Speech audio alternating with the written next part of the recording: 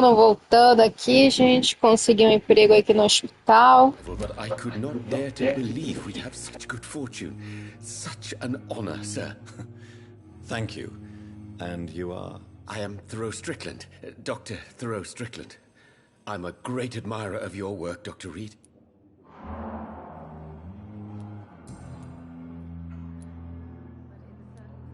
Please, could you tell me something about yourself? I'm a great admirer of your work concerning blood transfusion, Dr. Reed. I run my own experiments. I'm convinced it's the future.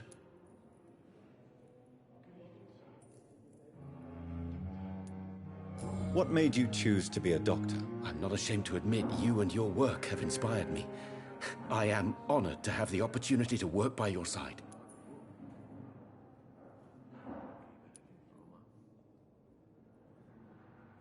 It's always a pleasure to share scientific and medical knowledge with someone eager to learn. I'll be glad to help you if I can. This epidemic may be the century's most terrible disaster, but I'm convinced that we, as doctors, are the only ones able to defeat it. I based my technique on my mentor's research. He helped me perfect my method. What is yours? I'd rather not talk about it. For now, it's just theories and first approach. My process is purely experimental and unsuccessful. As long as you're cautious and methodical, you may remain empty-handed, but you won't fail. You're not the first one to warn me, but I am convinced knowledge is the main weapon against the ravages of this epidemic. What can you tell me about the Pembroke? Well, it has always been an honor to work with Dr. Swansea. But with your arrival, I can't think of a better opportunity to learn about blood transfusion.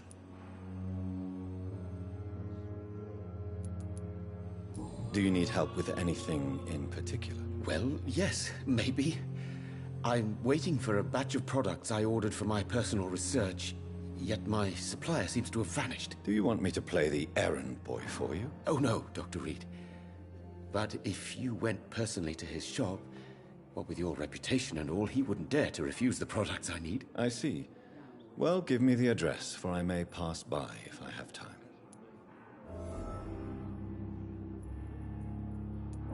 You seem quite optimistic. It's a rare and precious attitude in these difficult times. I'm convinced that this epidemic is a test of endurance and dedication for us men of science. Questions remain about our capacity to resolve the situation. True. Last summer, during the first wave of the epidemic, I used to joke with Milton about the extra work. We're not smiling now.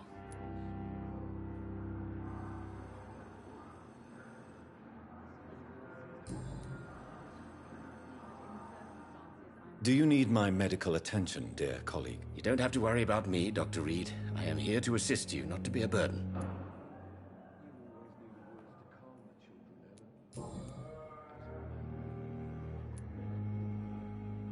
Tell me more about your willingness to experiment with new medical techniques. Harvey Fiddick is a patient suffering from a severe injury that could cripple him if not treated correctly.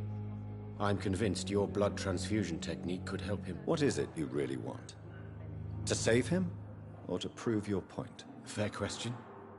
I want nothing but to save my patient, Dr. Reed. Especially since I know Mr. Fiddick's story. Tell me Mr. Fiddick's story. Our first diagnosis was compromised because Mr. Fiddick lied to us about the real origin of his injury. He first claimed it was an accident. But why would he hide such crucial information from us? Because he is a proud father, ashamed of putting his children at risk because of his own negligence.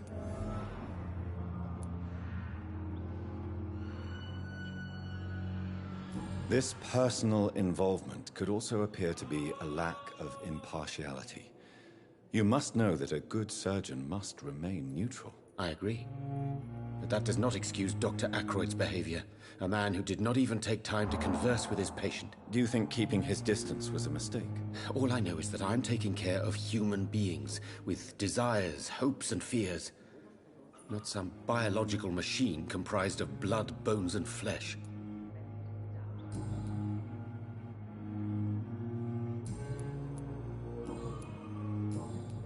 Goodbye, Dr. Strickland.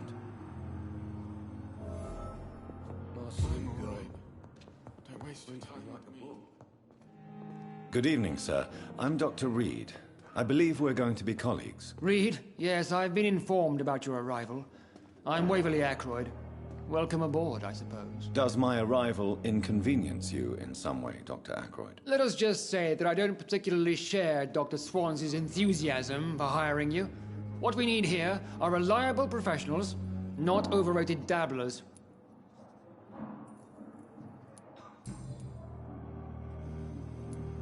If you have a problem with me, Dr. Ackroyd, please feel free to tell me. Dr. Swansea has imposed your presence on this hospital without asking anyone's advice. The benefit of his position.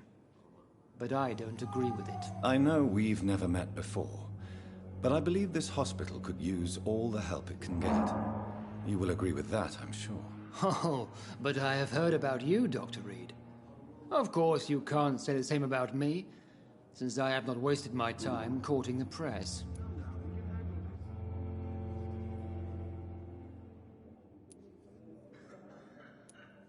There is no need for such animosity between us. Don't you think the epidemic is already enough to deal with? That is one point we could agree on. And that is precisely why I want to be sure that you will be of help to this hospital instead of a burden. Since your tenure in this hospital is longer than mine, perhaps you can tell me more about this place. Let's just say I'm tired of the carelessness around me. I have always respected the skills of Dr. Swansea, but over time his enthusiasm has become displaced. Carelessness? Exactly what are you talking about? We're here to save lives. The people who trust us are not volunteering for experimentation. They're here to be healed. I don't intend to run any radical experiments, Doctor. Even if I, as any good practitioner should, express an interest in pushing the boundaries of medical research. Modern medical methods were created through audacity and ego. But there are rules in our line of work, and they're here to protect our patients.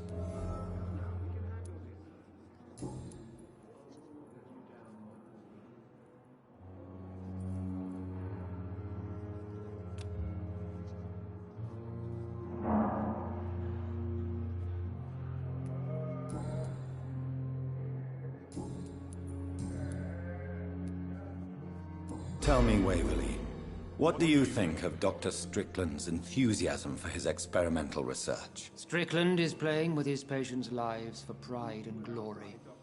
Now that, sir, is unethical. Are you thinking about something in particular? Harvey Fiddick needs delicate surgery. I believe we should stick to the usual procedure, but my young colleague obviously disagrees.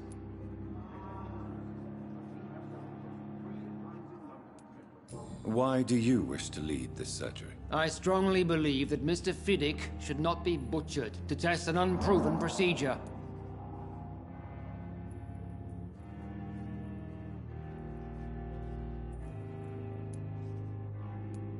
Other people may say that's too conservative a point of view. Conservative? And what are you going to say to Mr. Fiddick if he loses his arm because of the operation? Because that's what's going to happen if the surgery is a failure. And are you not afraid that your rivalry with Strickland may be blinding you? Rivalry?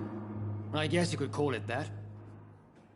But I will never be childish enough to let my personal feelings affect my judgment.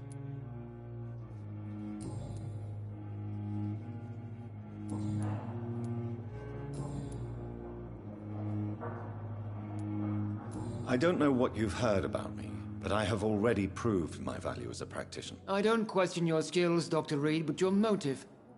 Is it money, fame, or are you truly dedicated? And what exactly is that supposed to mean? I served in the war just like you. But unlike you, I did not use the wounded to play the modern sorcerer. Be careful what you insinuate, Dr. Ackroyd. I only want you to admit you used those men to improve your theories. This is ridiculous. My blood transfusion technique saved many lives, and you know it. You see? That is exactly what I hate about people like you. You avoid this kind of accusation instead of facing reality. It seems you have bad memories of your military service. I refuse to see this industrial slaughter as scientific progress. War only reveals the worst in men. We can at least agree on something, Dr. Ackroyd. Finalmente alguma coisa que eu concordo com ele. De fato, a guerra só traz o pior dos homens, só serve para isso mesmo.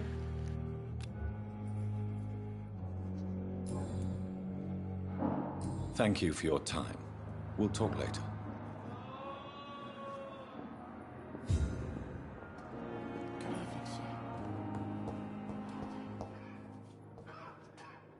Good evening, Dr. Strickland. And good evening to you, Dr. Reed. Can I be of any help?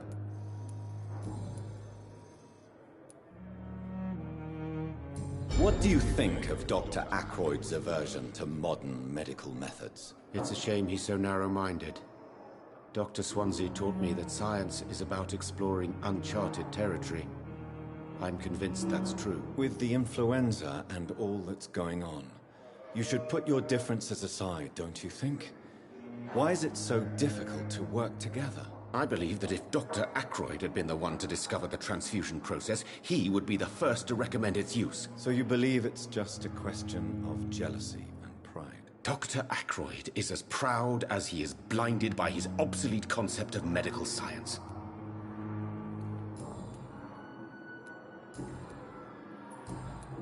Goodbye, Dr. Strickland.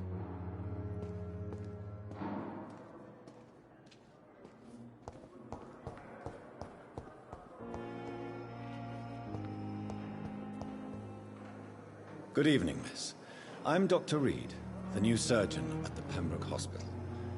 And who are you? Your name has no meaning to me, mortal. You're nothing but dust blown by the winds of eternity. I beg your pardon? What are you begging for, mortal? My clemency? Well, tonight maybe I'm inclined to mercy. You'll never forget the night you met Thelma Howcroft. You keep calling me mortal. Why is that? And if I'm mortal, what are you? Well, Dr. Reed, if you must know, I'm a vampire.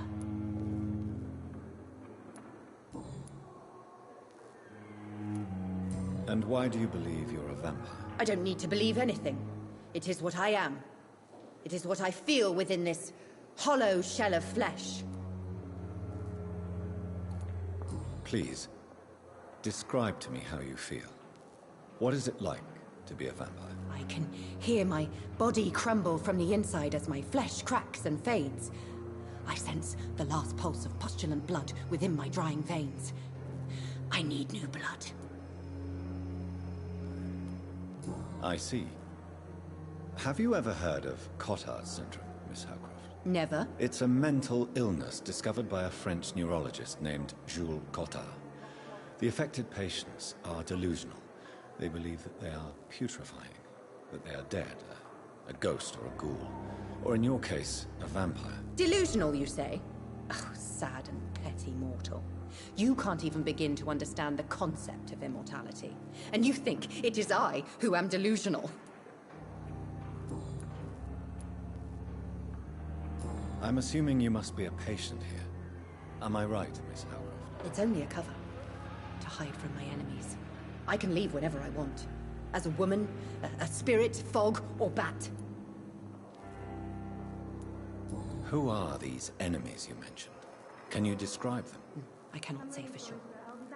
But I sense their eyes on me from nearby. I feel them watching me every time I visit the garden near the morgue.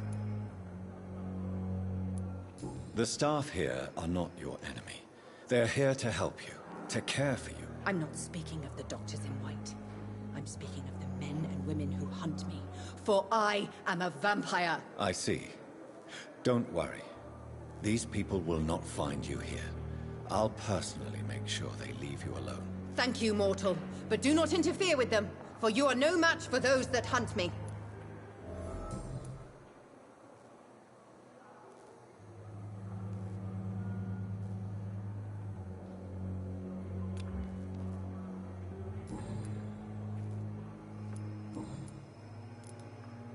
Who are you really, Miss Howcroft? I mean, apart from being a vampire. Is that not enough for you, puny mortal? What do you require? Proof of my powers? I'm curious to know who you were before becoming a vampire. It was such a long time ago, I don't remember. Centuries of unholy life can have strange effects on one's minds, you see?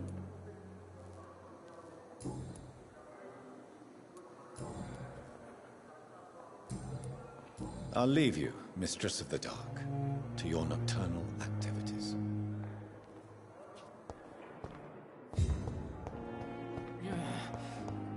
Damn. Good evening, sir. Can I help you? Unless you're here to fix my face. No. I don't think you can help me. I'm Dr. Reed. I've recently taken the position of head surgeon here. War injuries, am I right? You guessed right, Doctor. German shell took my pretty little mug right off. But they still call me Thomas Elwood.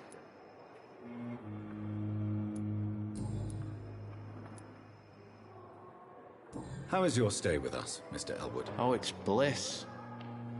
I just escaped death in the trenches to be surrounded again by the moans of the dying. Can I ask you precisely why you're a patient here? It's the pain, sir. The drugs don't work. It just hurts under the scars, if you get my drift. Can I do anything for your pain? Nurses gave me a bunch of pills. No effect. Told you. It's like the flames are under my skin, burning away.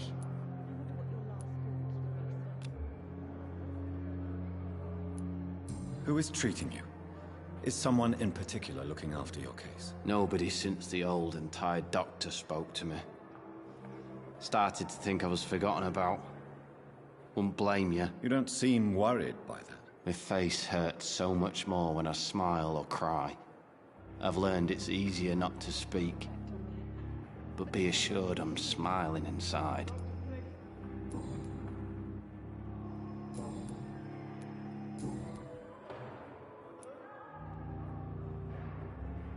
Where were you stationed, sir? Did you serve for long? I really don't want to talk about all this shit. No offense. I was pushing too much. I served in France myself. I just wanted to know what happened to you. You were an officer, weren't you? Then I doubt we fought the same war, sir. No offense. How close are you to Miss Horcroft? Are you aware that she thinks she is a vampire? To wait for her next nibble is the best reason to stay here. Every time she approaches my bed, she treats me like something tasty. A normal person. Aren't you afraid? She may hurt you if the game goes too far. She's quite harmless, I can assure you. Her head's broken inside is all. While I'm busted on the outside. But she's still beautiful. Living proof that there's hope for me.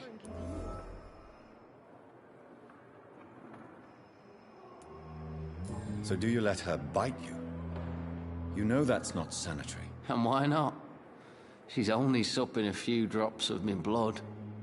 And the pain, it's real for once. She could decide to bite less willing patients. Then it's another good reason for me to stay here, Doctor. You do realize she's mentally disturbed.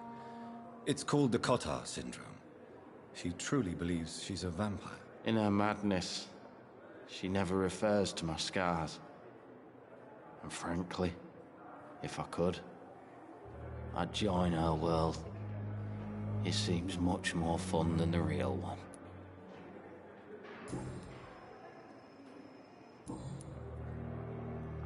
Goodbye for now, Mr. Elwood. Good evening, Mr. Elwood. Evening, Dr. Reed. Goodbye for now, Mr. Elwood. Damn. The pain. Good evening, Mr. Hampton. How do you feel? Dr. Reed, is it? Oh, sir, I must apologize for my behavior. What do you mean? I was not myself in the factory. Fear and exhaustion made me say awful things to you, I'm afraid. You remained perfectly nice and polite. A little delirious, perhaps. But who wouldn't be after enduring an abduction? Thank you, Doctor. That's a relief. Now all I need to do is rest and return to my flock.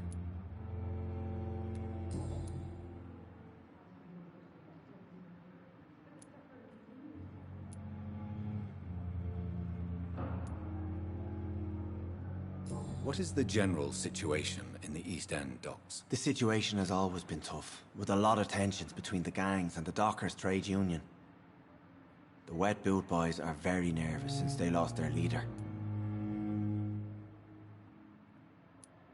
Who leads the gang now? Since Clay Cox went missing, it's his wife Edwina who runs the show, with the assistance of her minion, Booth Digby.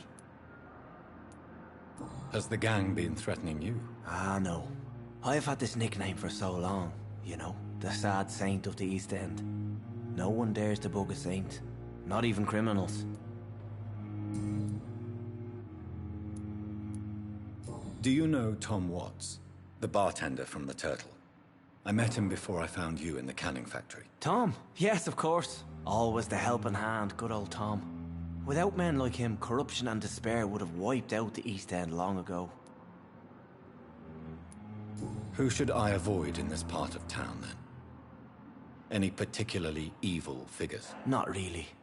Most men and women are just doing their best. And it's not my habit to speak ill of people I know, Doctor. People are still in despair. How could it be otherwise? The authorities have left us all to rot in this contagious nightmare. No drugs, no advice, nothing. It's a damn shame.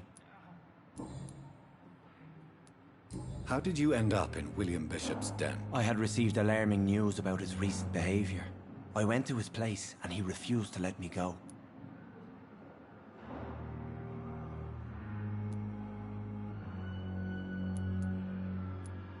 You dared to enter this awful place alone. You're a hero, Mr. Hampton. Or a fool. I'm just a man trying to help his friends, Dr. Reed. William Bishop was a conflicted soul, searching for light. Why did he abduct you? William was an alcoholic. His addiction suddenly changed to blood. I don't know why. Just like a patient I met here. This Miss Hawcroft.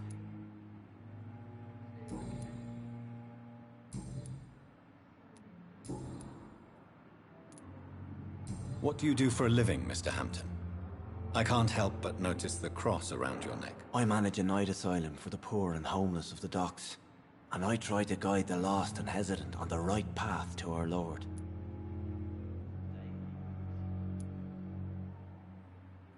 Are you a priest, Mr. Hampton? A deacon, maybe? Not at all, Doctor. I'm just a man of faith willing to preach the good word. Why didn't you use your cross against William Bishop? To repel him somehow? That's a very strange question, Doctor. A cross is no magical token, if that's what you were trying to say. Not mine, anyway. Have you made friends since you arrived? Not really, but I recognize Miss Harriet Jones. I knew her when she lived by the docks.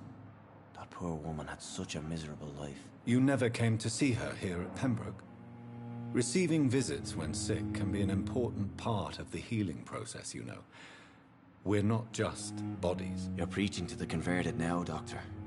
To be truly honest, I thought she was dead. She left the docks many months ago. How do you feel, Mr. Hampton? Medically speaking, I mean. I feel exhausted. Beyond exhaustion, actually. William drank so much of my blood in his madness. I feel empty. You're in good hands here. Dr. Swansea is well versed in blood transfusion, and I'm sure he'll take the best care of you. Thank you, sir. I believe all I need is rest, and then I can go back to the people who need me.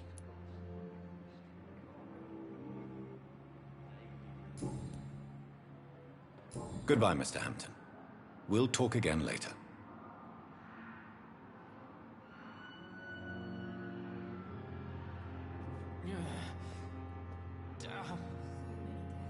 I wish I could be sick again.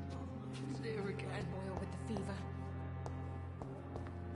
It's locked, all right.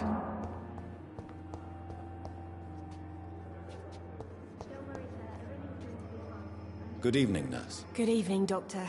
I don't think we've been introduced yet. My name is Pippa Hawkins. And I'm Dr. Jonathan Reed. Dr. Swansea has recently offered me a position in this hospital. Well, it's a euphemism that your help will be appreciated, Doctor.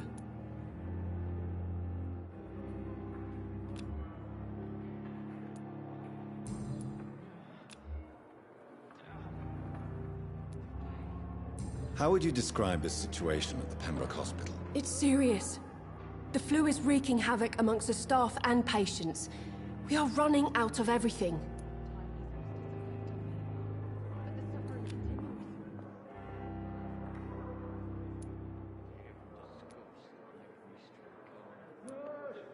You must get a hold of yourself, nurse. Sorry, I'm exhausted. No one has any idea when this epidemic will be over. Nurse Hawkins, the Spanish flu won't last forever. Even the Black Plague didn't kill everyone. I wish I could believe you. But what if this epidemic was worse? What if in the end, nobody was spared?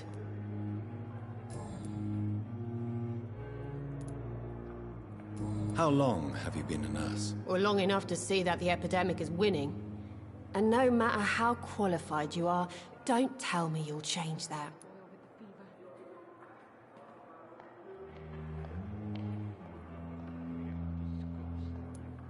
You're right. When dealing with such a terrible disease, one must remain humble. But that doesn't mean we shouldn't try our best. Sorry, Doctor. I don't want to sound bitter, but I'm just too tired to give a pep talk like Nurse Brannigan. How is the Pembroke staff coping with the epidemic? Well, not well. Milton, the ambulance driver, is even more grumpy than usual, especially concerning doctors. Why does Milton dislike doctors? I don't know. Just ask him. But be warned, Milton is not the chatty type. Why is Milton grumpy on a daily basis? Is it just an act? Milton's not the kind of man who's bothered about a bad reputation, whether he deserved it or not.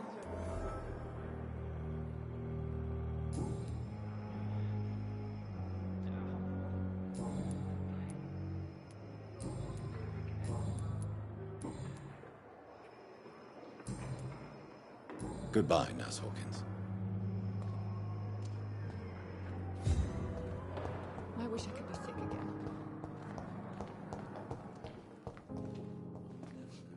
Good evening, Dr. Strickland. And good evening to you, Dr. Reed.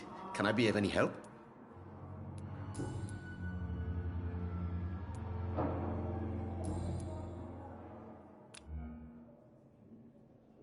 Goodbye, Dr. Strickland.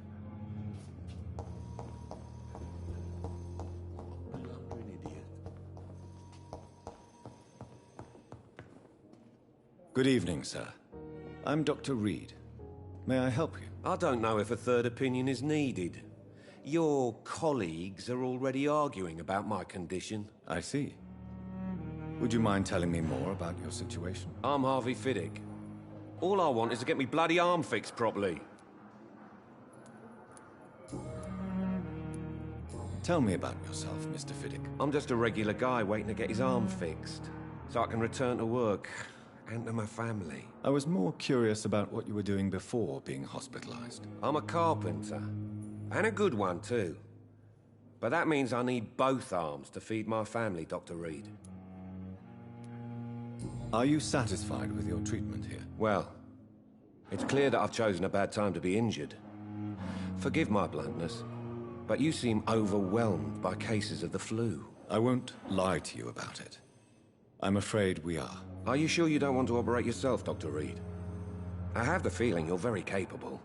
And your colleagues seem to think so too. In other circumstances, you would be right. But for now, I don't think I can take on the responsibility. My apologies.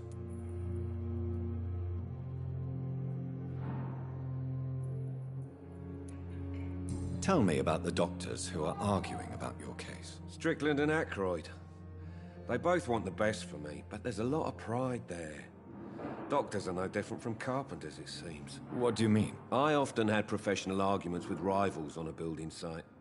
Difference is, I disagreed about wood and nails, not flesh and bones.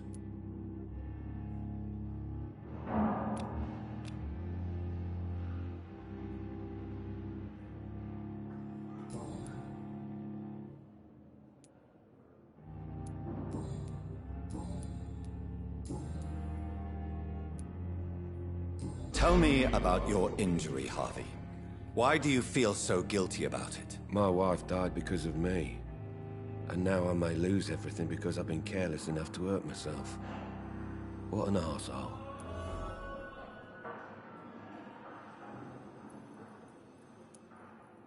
How could your job be responsible for your wife's death? I was working a double. She went out to bring me a hot meal and got caught in a German bomb raid. You can't hold yourself responsible for your injury, Mr. Fiddick. Unless you tried to hurt yourself. Of course I didn't hurt myself. But I can't work until my arm is fixed. My children need to eat, Doctor.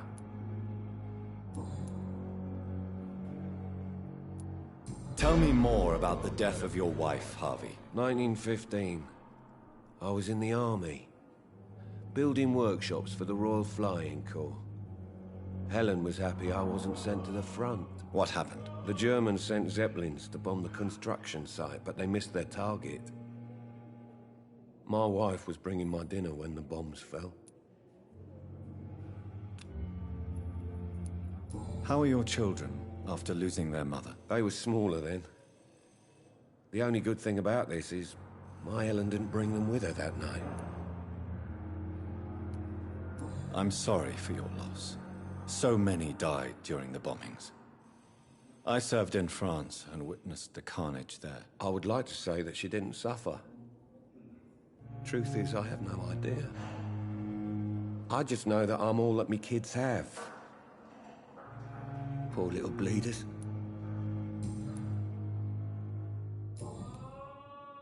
Goodbye for now, Mr. Fiddick. I'll see you later.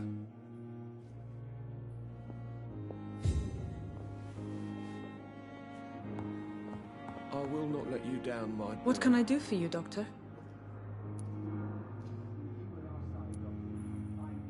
What kind of man is Dr. Swansea?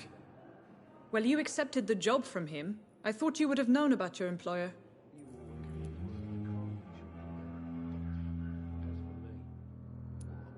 It's right to assume Dr. Swansea knows far more about me than I do about him. You'll get to know him soon enough, and better than me. The administrator has better things to do than mix with us. Apologies, I've only just met him the once. This is sudden. I've only just returned to England. Dr. Swansea is a brilliant surgeon and the most compassionate physician.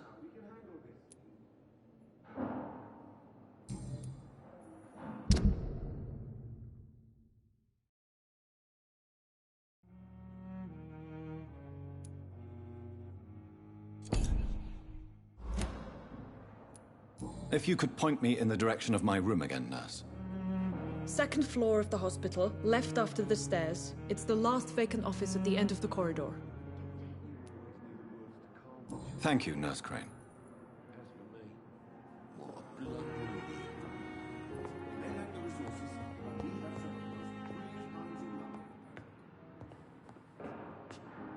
Good evening, madam.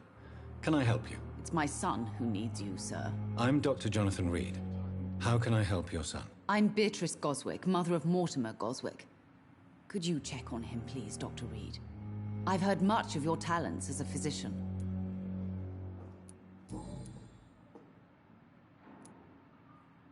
What can you tell me about yourself, Mrs. Goswick? Not much to say. Just take care of my Mortimer and I'll cover all the expenses. That's all that matters. May I ask if you have an occupation, Mrs. Goswick? I'm a teacher by profession. I teach young women who are more ambitious about their futures than their families. Are you really that rich? Most of the patients here are of a more humble origin, if I may say so. Yes, thanks to my husband. May he rest in peace. I can cover any needed medical expenses. What do you think of your reception here? Any complaints? I have had the uttermost reservations about this hospital since we arrived. But we had no other choice, considering the state of emergency. Is there something in particular that's bothering you? Some of the staff were not especially welcoming. I suspect they're not accustomed to dealing with patients of such social standing. Tell me more about your arrival at the Pembroke Hospital. What gave you such a bad first impression? The ambulance driver was quite rude, for a start. And that nurse, Miss Hawkins, seems to have quite a dubious attitude. What do you mean? She managed to secure a bed for my son despite the epidemic. It was a relief, but it wasn't cheap. She charged you for a bed? Yes, and I paid without question, considering the urgency of the situation. I share your concern, Mrs. Goswick. Be sure that I'll talk to the people involved. I don't expect compensation, Dr. Reed. But I'm aware such behavior would not be tolerated in other hospitals.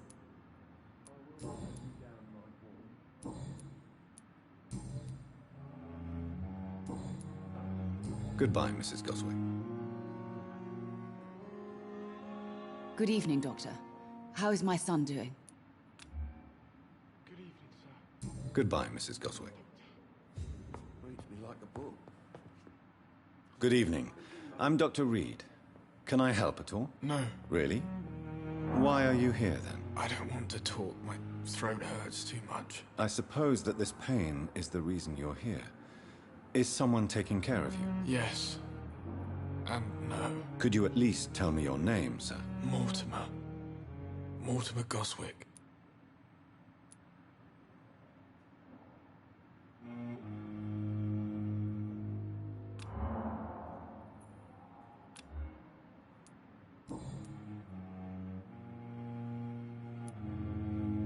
How painful is your throat, Mr. Goswick? So painful I'd rather not talk at all, Doctor.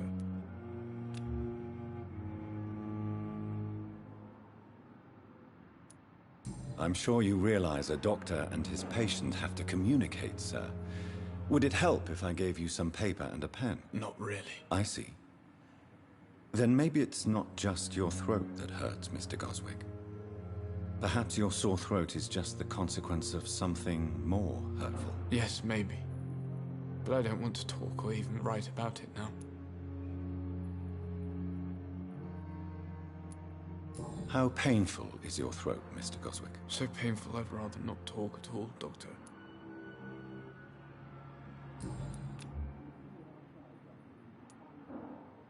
Why did your mother have you hospitalized here? She seems convinced this is a bad hospital. My mother just wants the best for me. She won't rest while I'm here. She'd go all the way to hell and back to help me.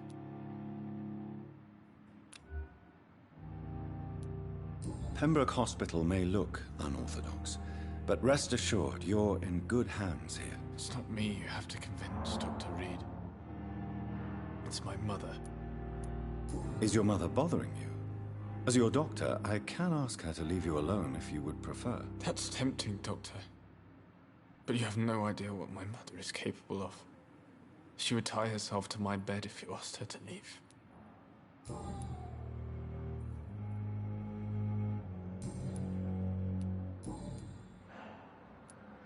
Tell me about yourself, Mr. Goswick. I don't want to talk, Doctor.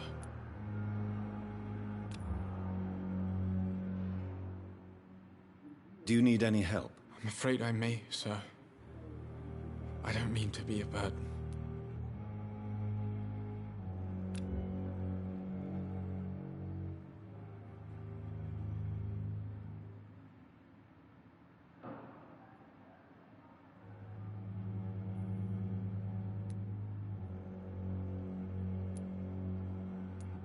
I will see you later.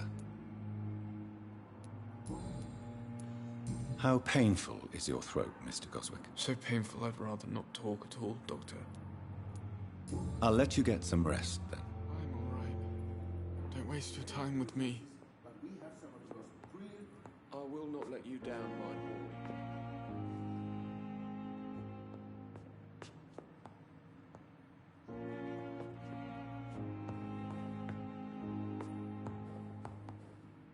Good evening, sir.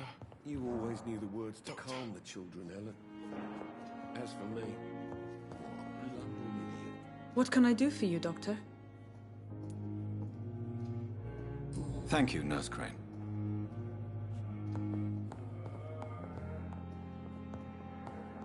I'm all right. Don't waste your time with me. My sweet girl. Reads me like a book. Never could keep. I'm so tired. Will this shift never end?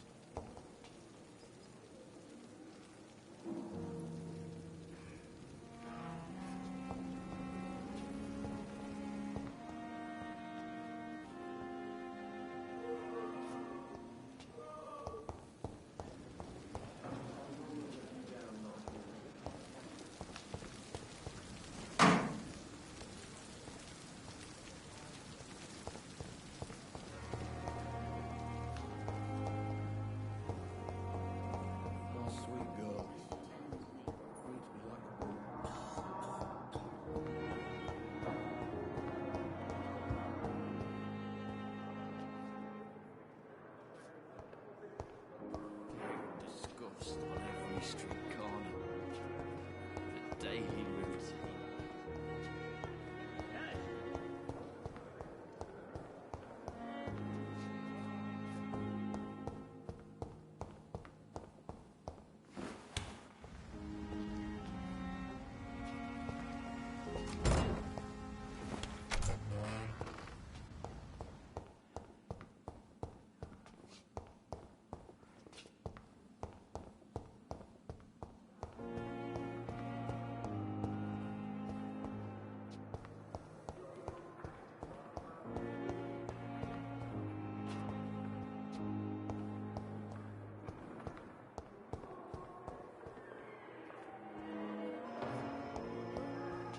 Fear and disgust on every street corner. The daily routine.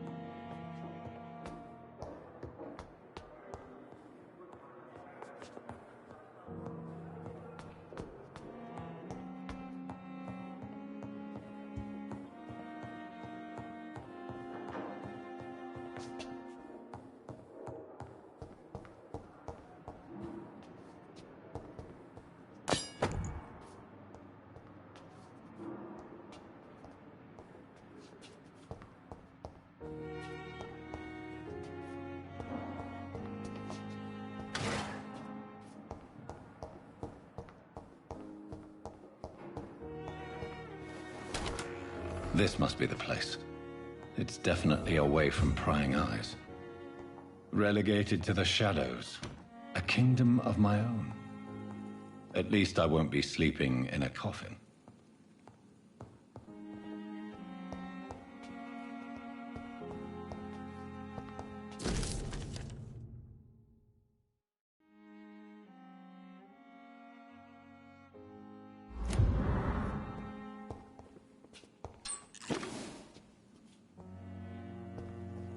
The flower's dying.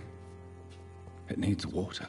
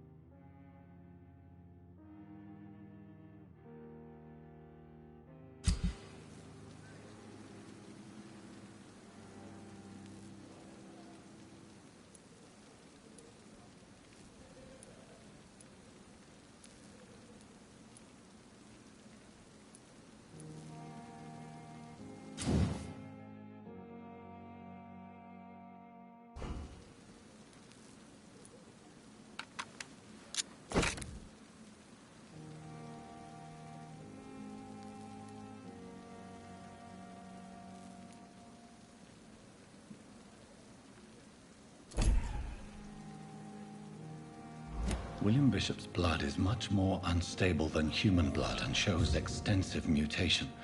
But this is not what happened to me. I must keep on searching. The sun is about to rise.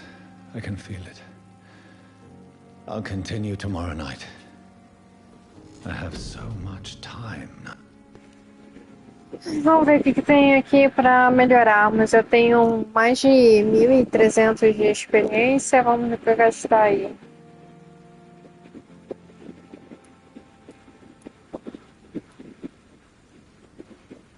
Condição corporal, aumentar o vigor do sangue, aumenta a capacidade do sangue.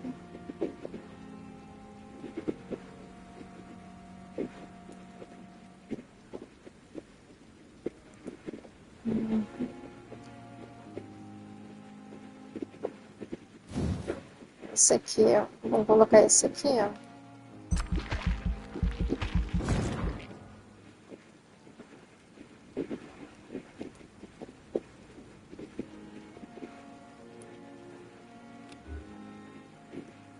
Tá bloqueado aqui.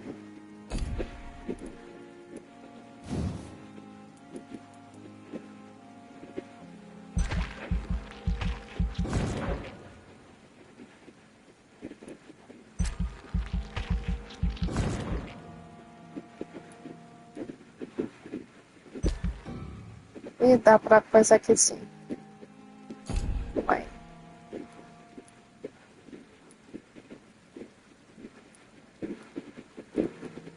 Opa, que eu desbloqueei coisa aqui em bot.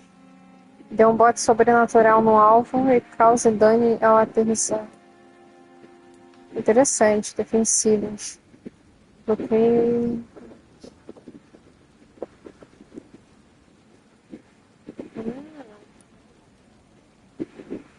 Tem uma barreira invisível que absorve todo dano. E esse aqui treina seu vigor para desaparecer nas sombras. Eu gostei desse daqui. De dar o bote. Falta só um pouquinho. Tá. Vou ver isso aqui amanhã, talvez. Isso aqui é interessante. Quanto que eu preciso? 600. Não vou ver isso agora não.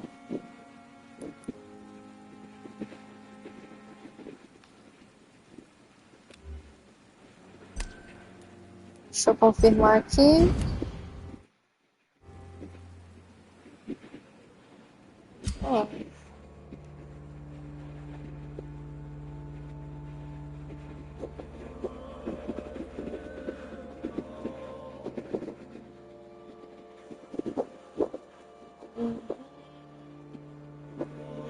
Grandes eventos do distrito. Você conseguiu a solução para melhorar devido a doenças.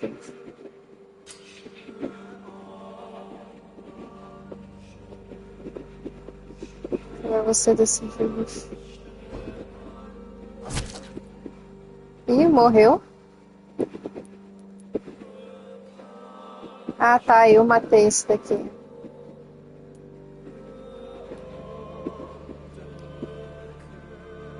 Isso daqui eu não sei o que.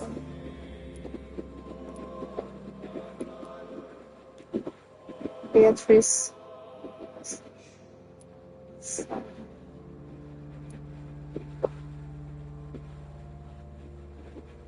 Field.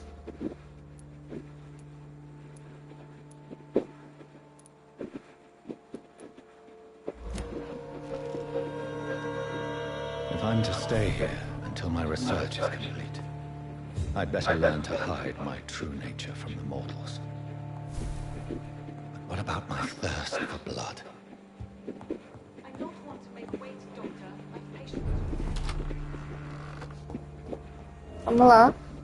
Yes, Nurse Crane? How can I help you? I'm so sorry. I know Dr. Swansea wanted you to rest, but we have somewhat of a crisis. A crisis, you say? Our supply of antiseptics is nearly depleted. I was hoping there was another box up here, but...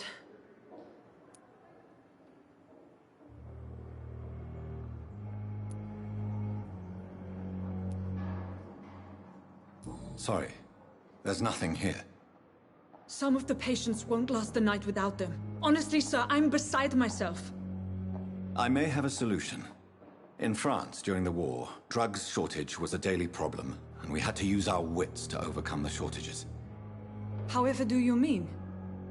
If combined correctly, certain household chemical products can be used in a pinch instead. Now, where's the hospital storeroom? The storeroom? Fat chance. This is the Pembroke, and space is luxury we don't have. Everything used to be stored in the old morgue. Perhaps I should look there first. Where is this morgue? It's the large building behind the hospital. You'll need to go in the back door because it's been sealed off for sanitary reasons. Take this key. It opens a small back entrance at the end of a narrow street. The abandoned morgue behind the hospital. A small door at the end of a narrow street. On my way then. Thank you, nurse.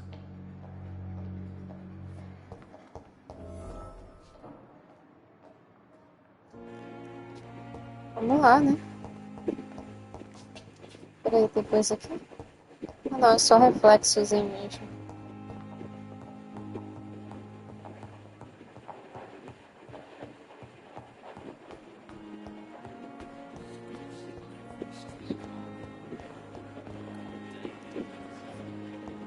É a enfermeira que eu quero falar?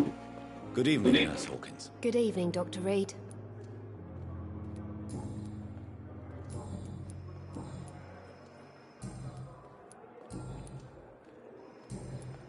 Goodbye, Nurse Hawkins.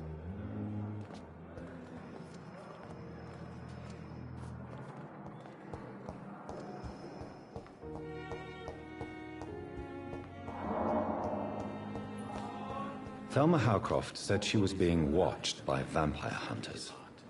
Where are they hiding? I should investigate.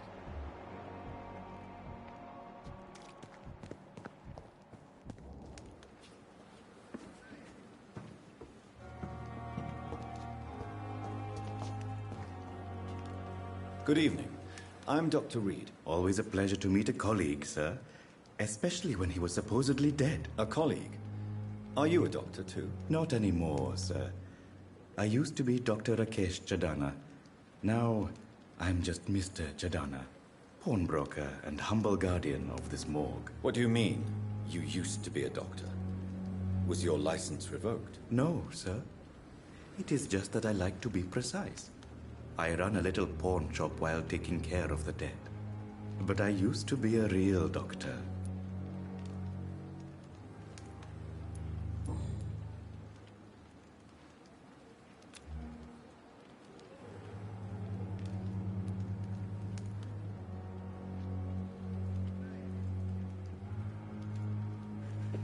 Ah, eu não vou falar com ele agora não. Ou falo.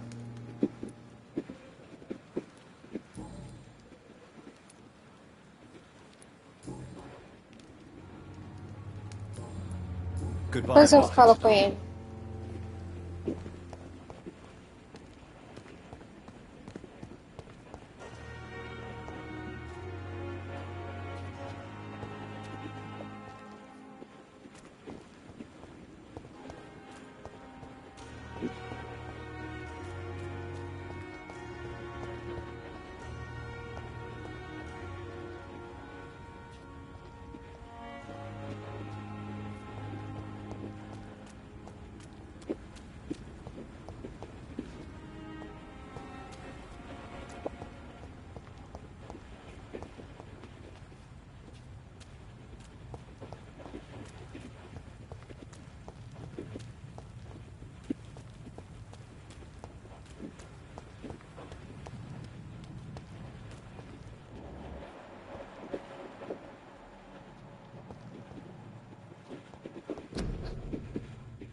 Quarentena 12.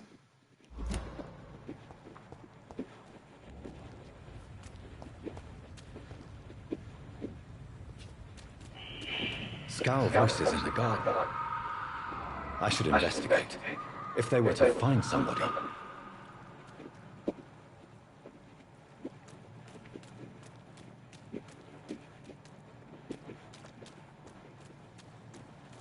Consegui aqui.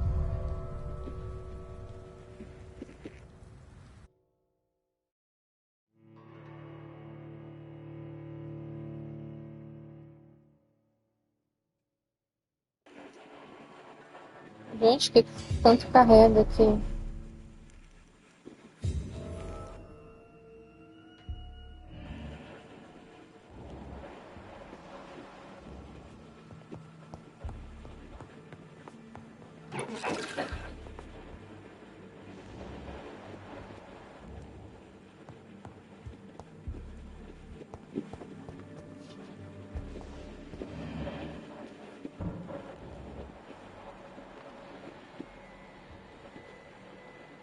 Hum.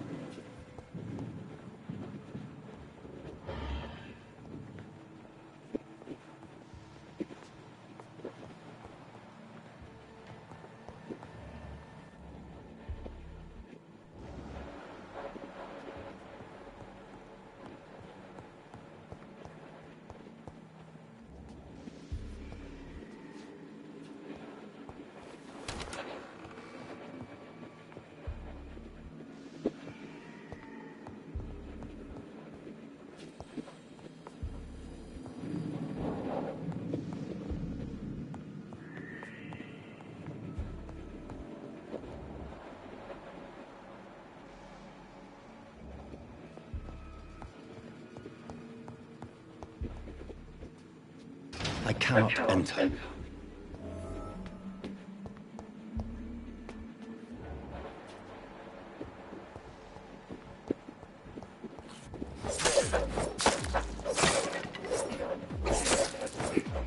Behavior is similar to the infected William Bishop.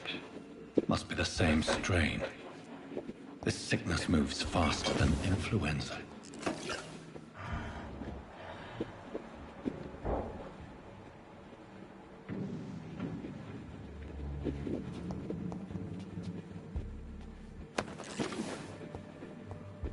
This key will surely grant me access to the basement. Chave de subsolo, beleza.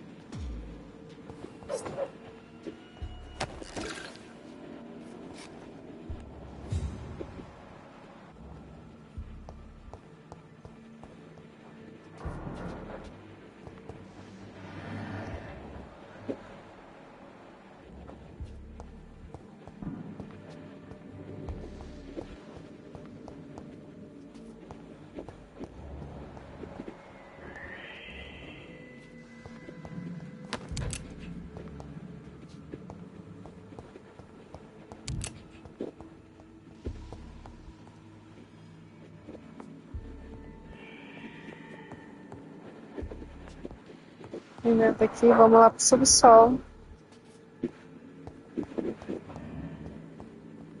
E tem mais. Balls of Mars, fortifiers. As popular as they are ineffective. But they do contain iron tartrate, and that might prove itself useful.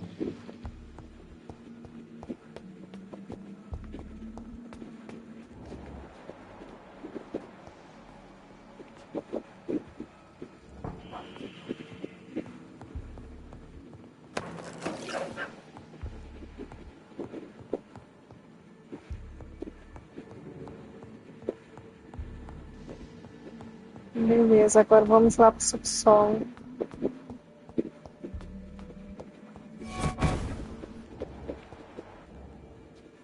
Vocês viram, né?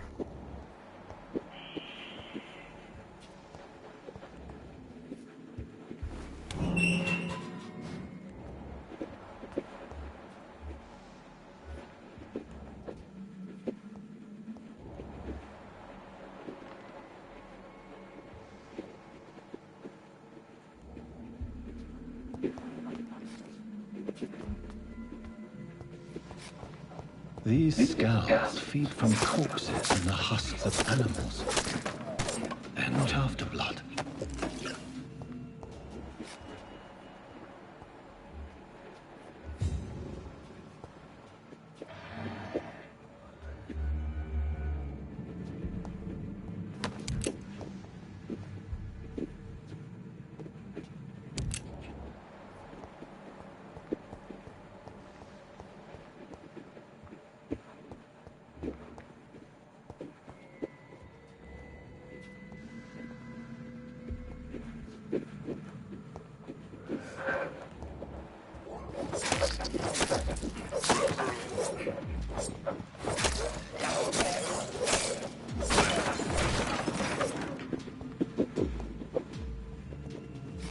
Beleza.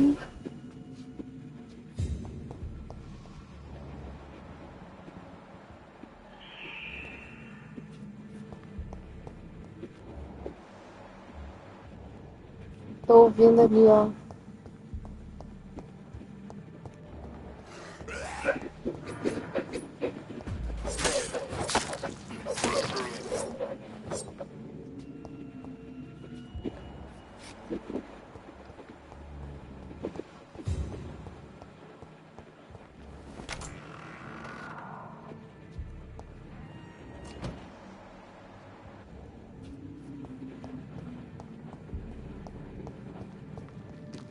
It's locked.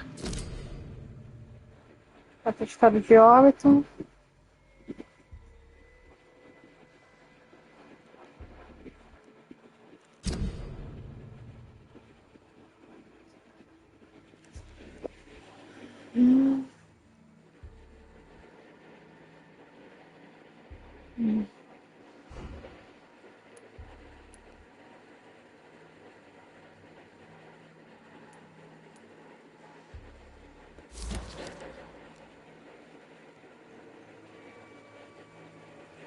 Pneumonia de produção rápida é causada por consolidação pulmonar de origem viral, gripe espanhola. Essa pode utilizar Tippet,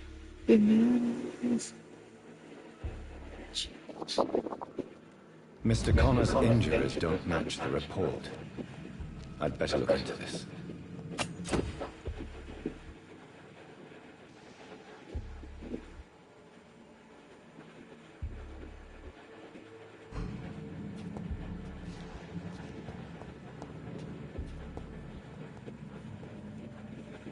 gripe espanhola com esse porte.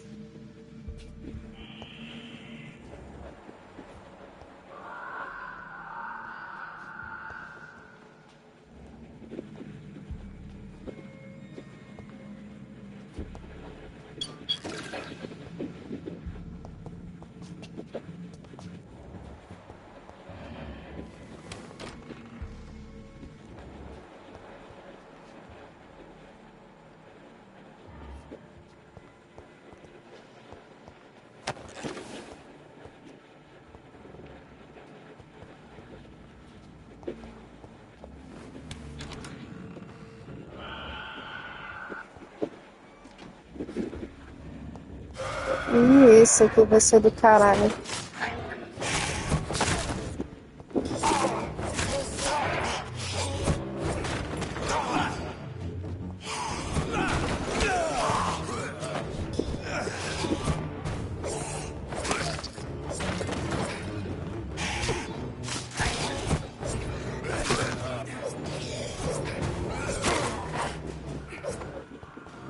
These scars can be so ferocious. I'm not sure I can defeat them without becoming stronger. To drink blood is so tempting. Sodium hypochlorite. Dangerous to administer, but efficient in the proper dosage.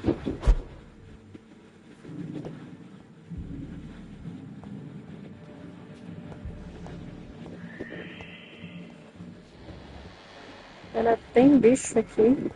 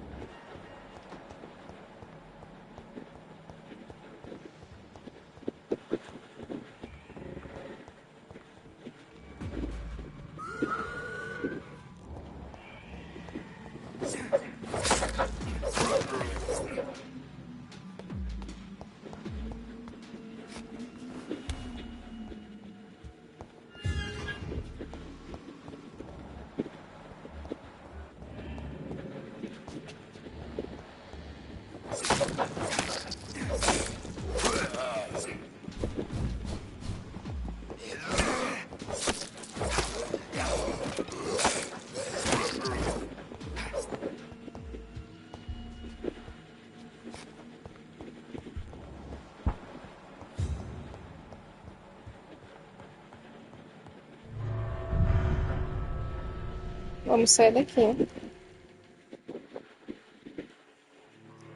Agora vamos voltar lá para o hospital.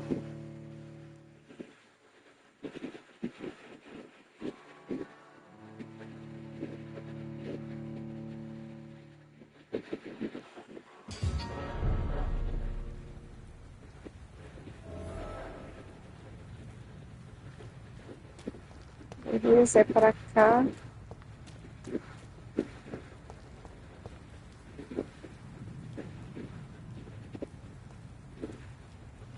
Peraí.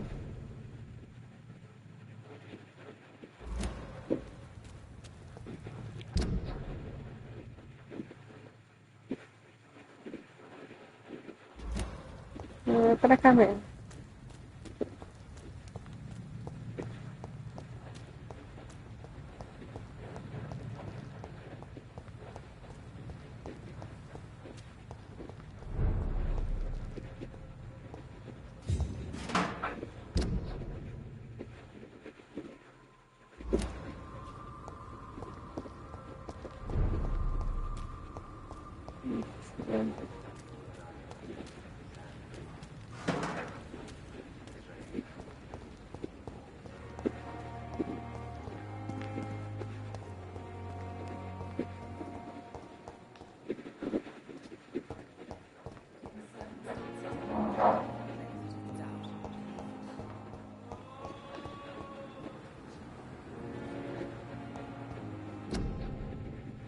Devido à gripe, esse hospital não está aceitando mais pacientes.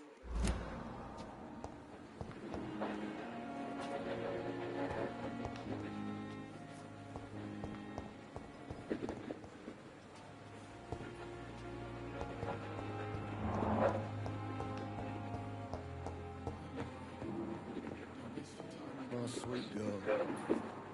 Reads me like a book. Never could keep anything from her.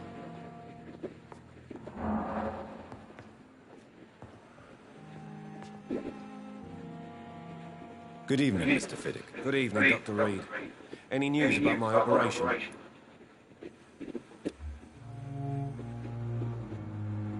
Saudável. Goodbye for now, Mr. Fiddick. I'll see you later. Always need the words to calm the children, Helen. As for me... Yes, Doctor?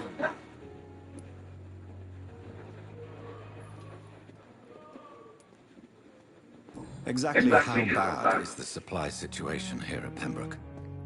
It really depends. Dr. Swansea deftly works his society contacts for monies, but with the quarantine, well, we're in God's hands.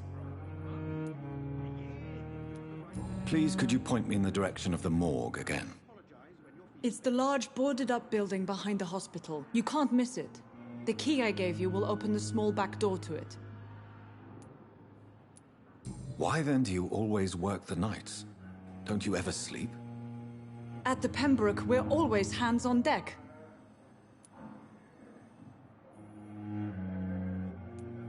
Your dedication to the Pembroke does you credit, Nurse Crane, but when do you sleep? We staff get our sleep when we can, Doctor. Nursing is a vocation, not the labor of a journeyman. Lack of sleep and the medical profession always ends in disaster. I've witnessed many a colleague succumb to stimulants to fight exhaustion. Drugs were as deadly as bullets in the trenches.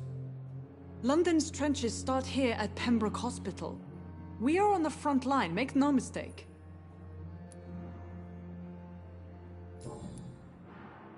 That's all for now, Nurse Crane, thank you. I'm all right. Don't waste your time with me. Good evening, Mr. Goswick. How are you? I'm okay.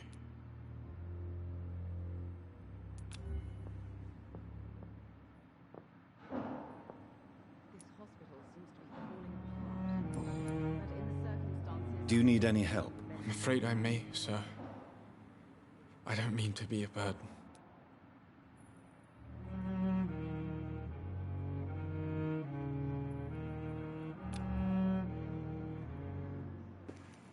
Só que eu não tenho esse tratamento para fadiga.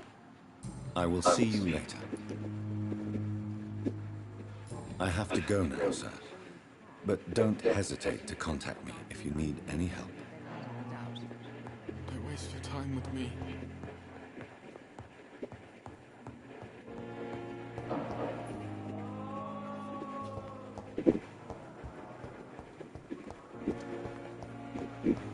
Calma aí.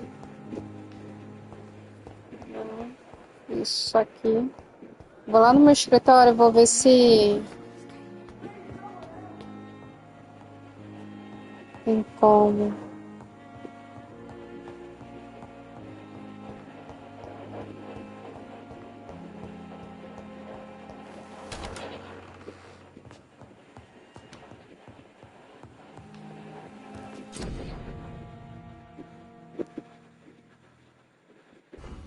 Isso, peraí.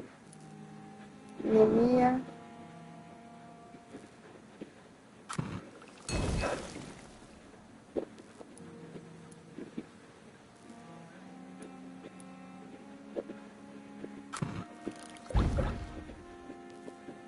Amostra.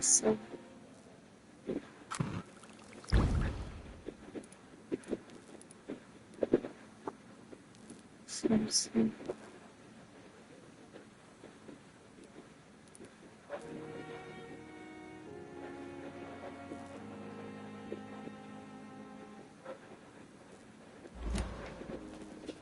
Pronto.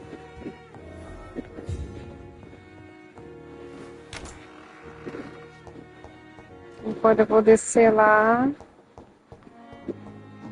vou cuidar daquele menino.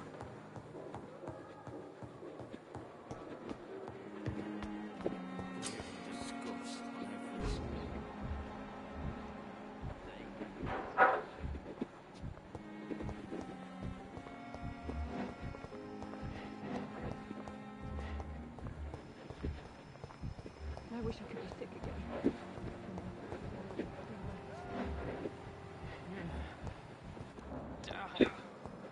The pain. It's here again.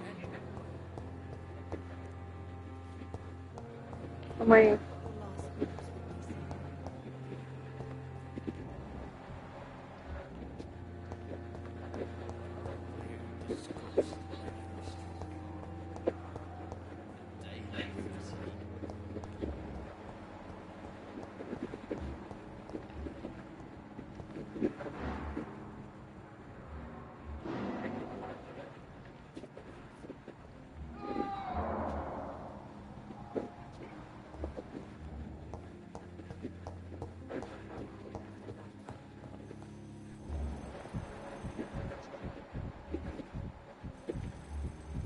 I will not let you down, my boy.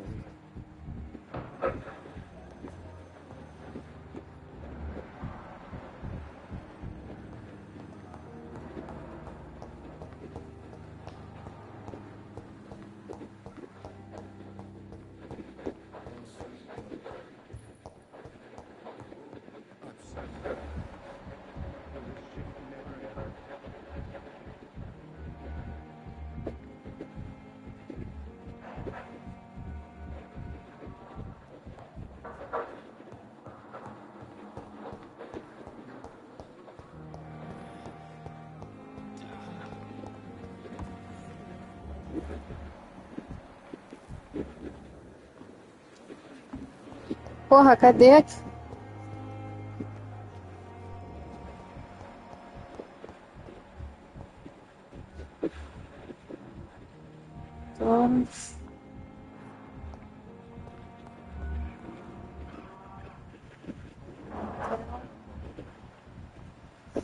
Não é aquela doida.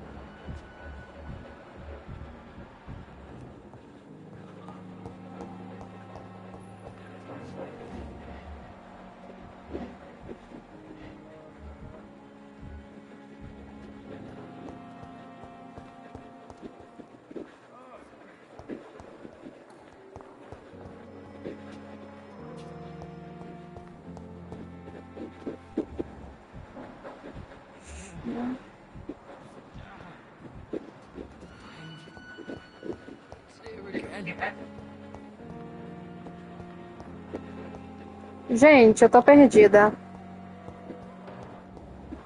Aquela sala particular.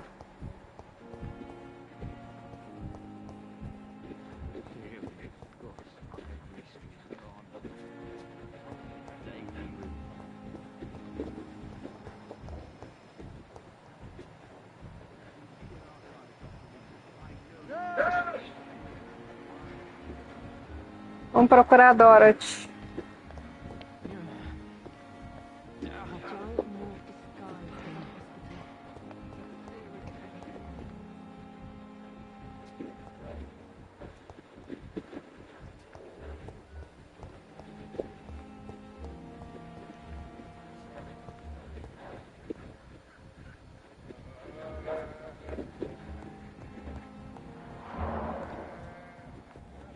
Achei você.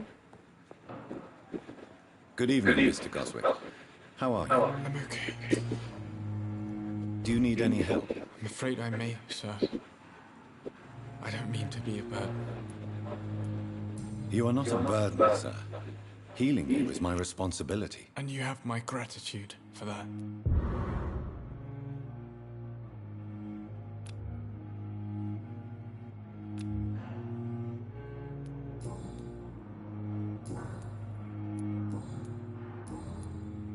I have to go now, sir. But don't hesitate to contact me if you need any help. Good evening, sir. Doctor. Yes, Doctor?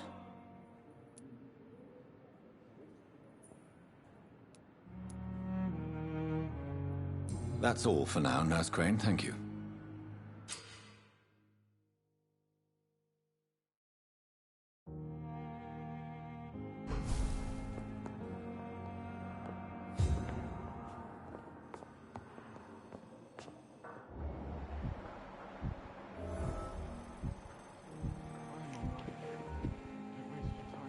Aqui tá em recuperação. Saudável.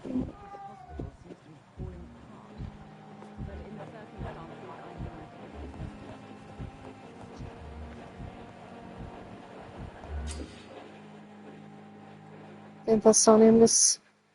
O sangue dos cidadãos concede um grande bônus.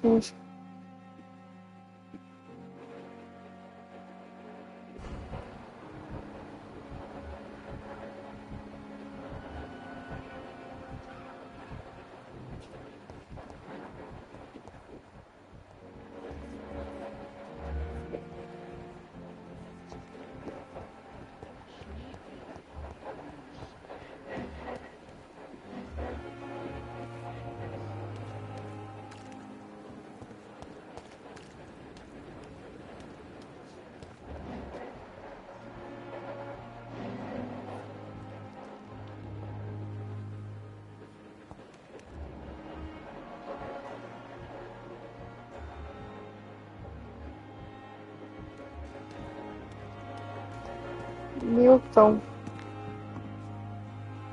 Good evening, sir. I'm Dr. Jonathan Reed. I'm new here. I've already heard about you, Dr. Reed.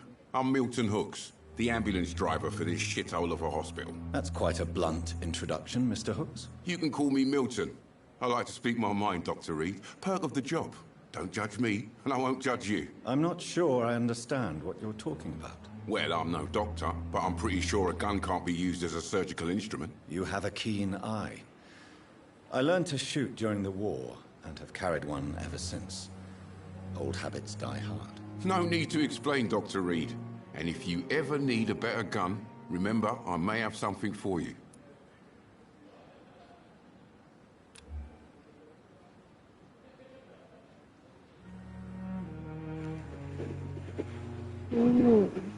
Meu Deus.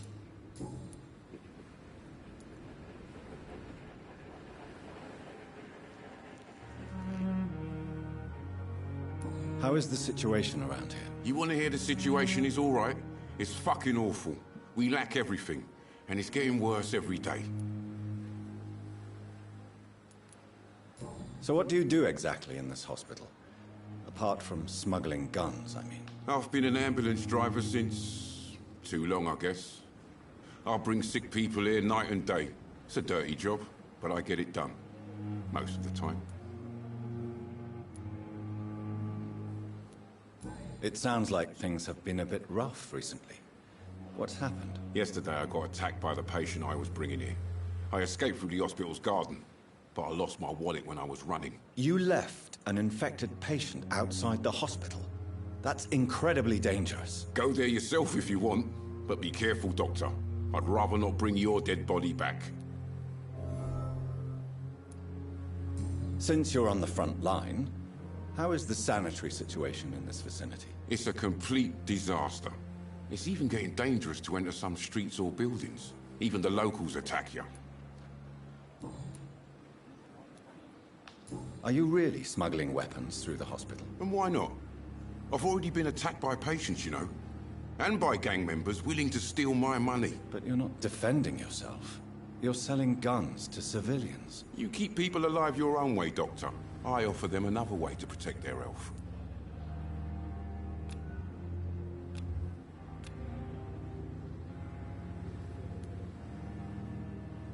Why do you have such a mediocre reputation among your colleagues, Milton? Fuck them. Nobody knows the horrors I've seen since working here. This city was sick long before the epidemic, Dr. Reed. I know it's a difficult task, but correct me if I'm wrong. Is this not the job you are paid to do? I've seen babies left to die while their brothers were properly fed. Underage girls and boys sold to all manner of perverts. I'm sorry, I don't know what to say. Yeah, exactly. We lack words. So excuse me if I don't look on the bright side of life.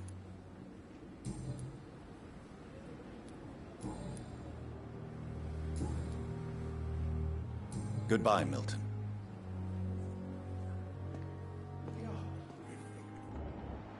Perhaps I should have considered the offer from that Cadogan fellow.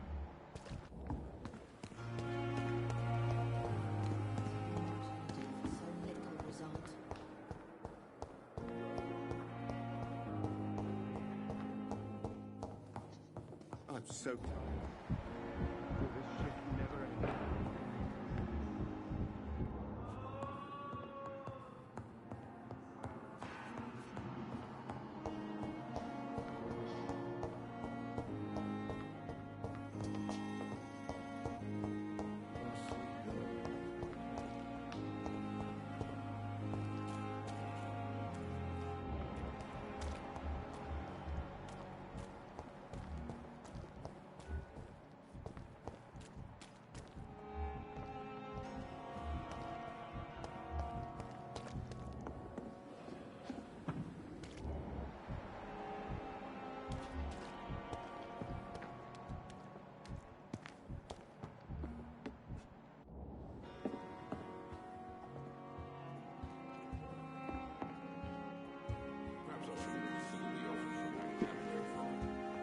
Pô, não tem como eu ver o estado dessa pessoa aqui, não.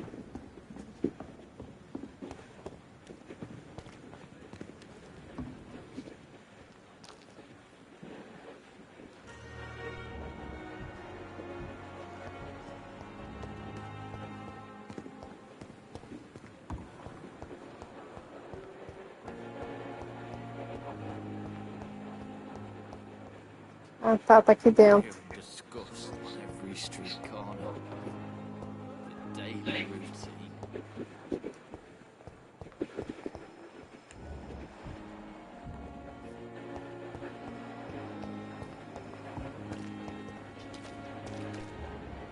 Cadê?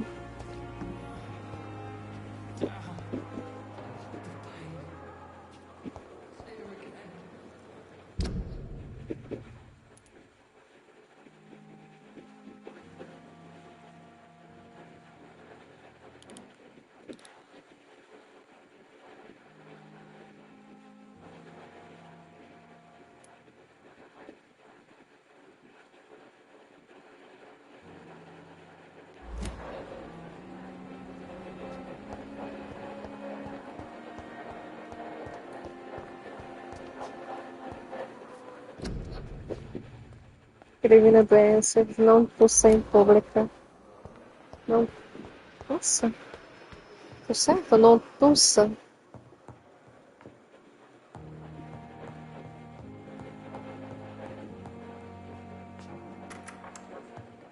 Please, Jonathan, come in.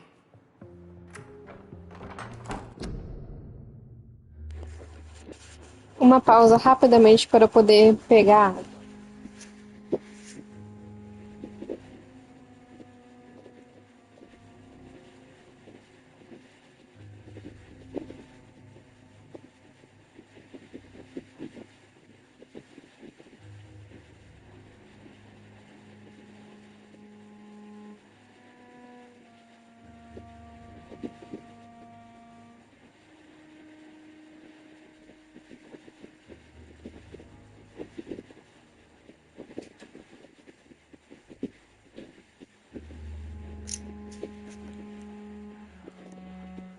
Voltei.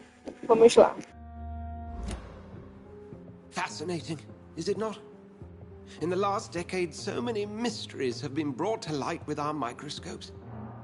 The human body, biology's penultimate frontier. The more we explore its boundaries, the less we're able to trace a clear line between life and death. You, my friend, have a foot in both countries. The view must be vertiginous. It's at least as vertiginous as chatting about vampires with you, I would say. This must be all so new to you. This area of town, the hospital, a brand new life. How stimulating it must be. I wish I could share your enthusiasm, Dr. Swansea, but my condition defies scientific categorization. Undead? Unalive? Immortality defies logic. I cannot express my thrill at this serendipitous turn of events. The world's most eminent specialist in blood transfusions, a vampire. One might say a gift from heaven.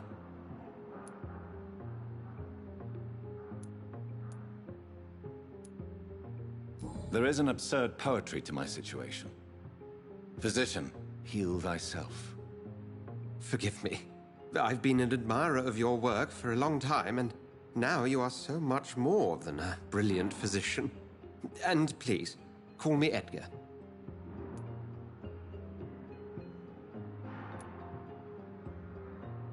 There is no need to apologize, Edgar. You offered me sanctuary when I had none. Very well. I have a task for you, Jonathan. Something that will require all your newfound skills. Please, go on. The Pembroke only survives through the generosity of our benefactors. Unfortunately, our main donor has found herself in a bit of a bind. Now, if you could help her out... A spokesman or politician is what you need. That's not my calling. And until I come to understand what has happened to me, I require discretion. Discretion is in order, Jonathan.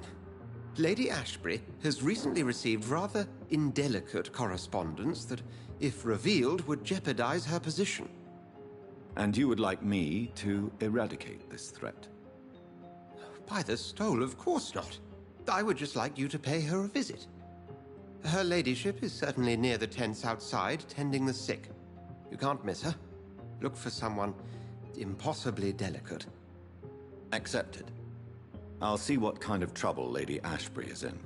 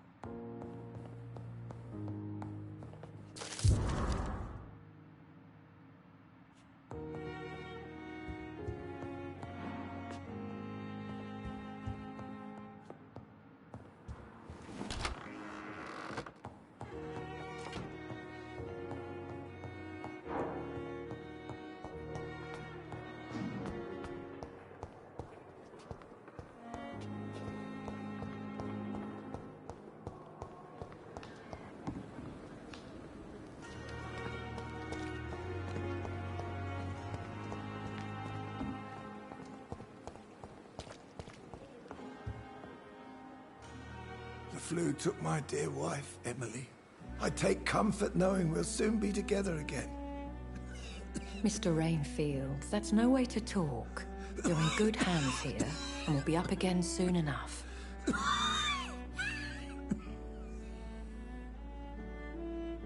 Now do me a kindness and get some sleep. I'll be back round later. Your words are kind, the blessings of an angel. You're the sweet, sweet Lady of Mercy.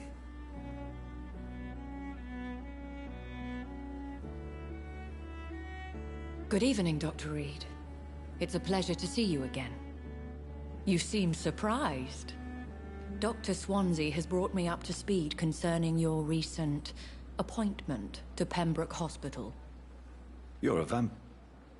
The lady who saved me that night, before vanishing into thin air. I remember you from the pub with Dr. Swansea. Indeed. Allow me to introduce myself formally this time. My name is Lady Ashbury. I remember you well, in spite of the brevity of our encounter.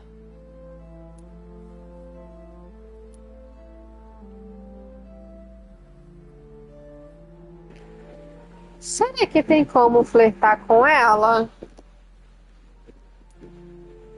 Apologies. You've taken me by surprise. I'm very happy to see you. The pleasure is mine, Doctor. I hope you're more disposed to answer my questions now. You must have countless questions, but our rather urgent matter first. Swansea has explained. My cover, if you prefer, has been compromised.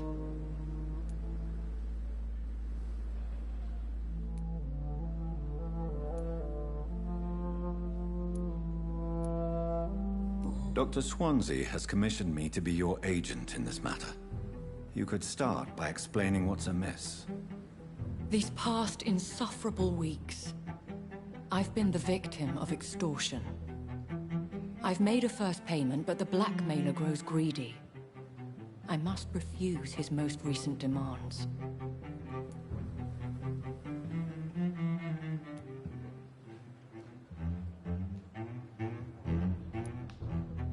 Who would be so foolish as to threaten you? A kindred spirit. Even if it were the case, and I highly doubt it, a vampire would have asked for something more valuable than money. My suspicions lean toward a patient, or their family.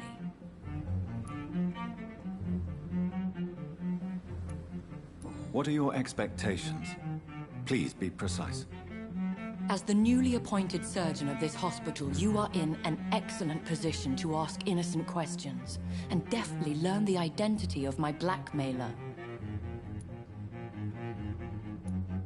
If we're dealing with an ordinary criminal, surely you've the means to deal with it yourself, if I may.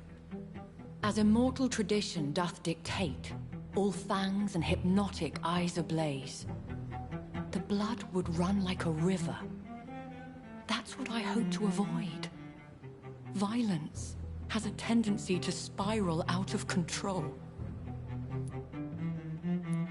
Please continue. Every detail is essential. I'm your man. My embarrassment in this matter is eclipsed only by my shame at having put the hospital at risk. The threat from our anonymous scoundrel is clear. A list of dates. My visits coinciding with the dates of suspicious patient deaths due to massive blood loss.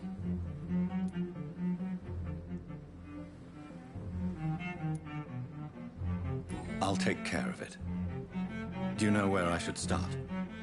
If that was the case, I'd settle the matter myself.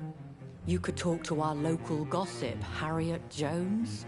Not a pin drops here without her hearing about it. I'll meet that woman now. My life, as others know, is in your hands, Dr. Reed. I'm sure of your discretion, but I do fear your powers of persuasion will be put to the test. When this is resolved, I'll be your obligé. I'll answer all questions in regards of your condition. Is our little mystery closer to being solved, Dr. Reed? I think of nothing else, my lady. My situation is delicate, and it occupies all my thoughts. The blackmail must stop. I need assurance.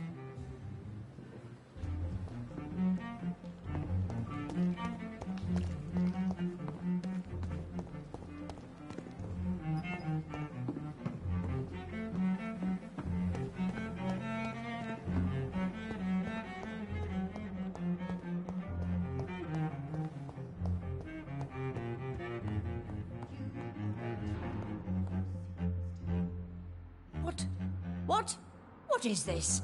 Who are you? Get out of my room. There's no need for alarm, madam. I'm Dr. Reed, the new surgeon. Preposterous. Dr. Reed, you say? I don't want some bumbling intern. Where's Dr. Swansea?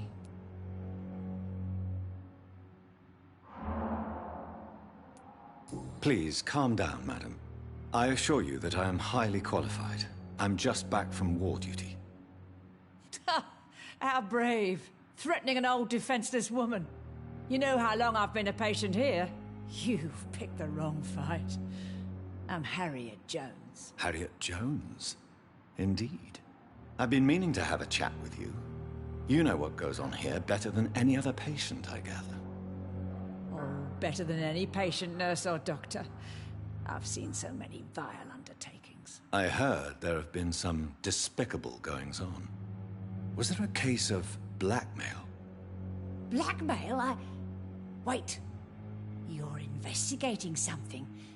This isn't a social call. One of those incompetent cunts slit a poor sod's vein.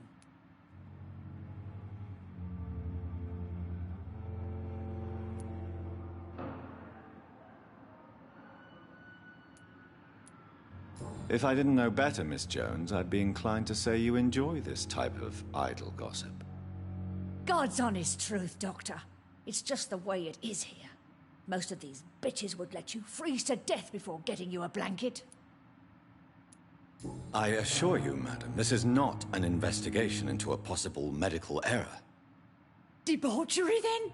Nurses Crane, Hawkins, Brannigans, whores, all of them. They can't keep their legs shut. I've seen them scratching slutty sores. Really? Well, if you have irrefutable proof, I'll not have the staff behaving in such a manner here. This is your business, Doctor, not mine. But I swear one of the nurses is cavorting with some man on hospital hours. Thank you for your time, Miss Jones. You've given me something to go on. See you on the next round.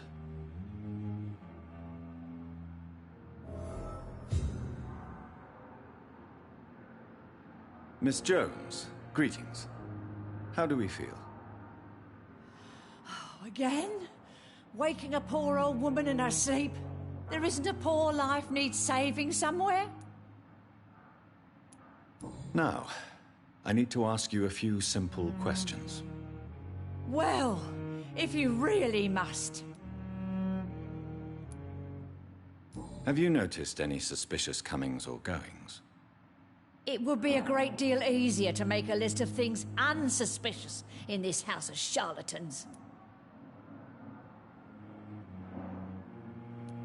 Come now, Miss Jones. Surely it's not that bad.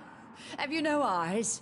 This hospital accepts all manner of souls, regardless of origin. The proper sick cannot heal. We're kept sickened by the refugees. Everyone here is very capable. I have not seen any instances of unprofessionalism. Thieves and murderers, the lot. People have gone missing here, you know. Poof, without a trace. If you could just tell me why you were admitted.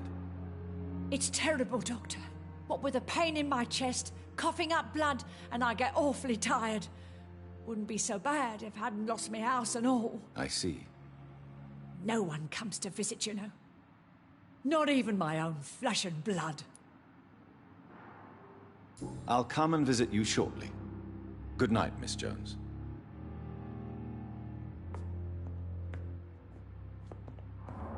The patients and staff might know something. I'll start my investigation with them.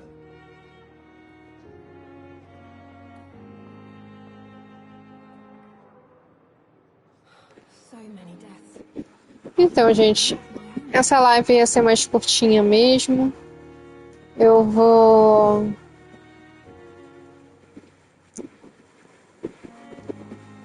Cara, tem uma pessoa que provê 100 e poucos metros. É aqui.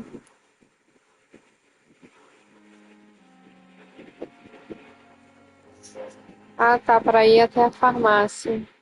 Será que eu consigo?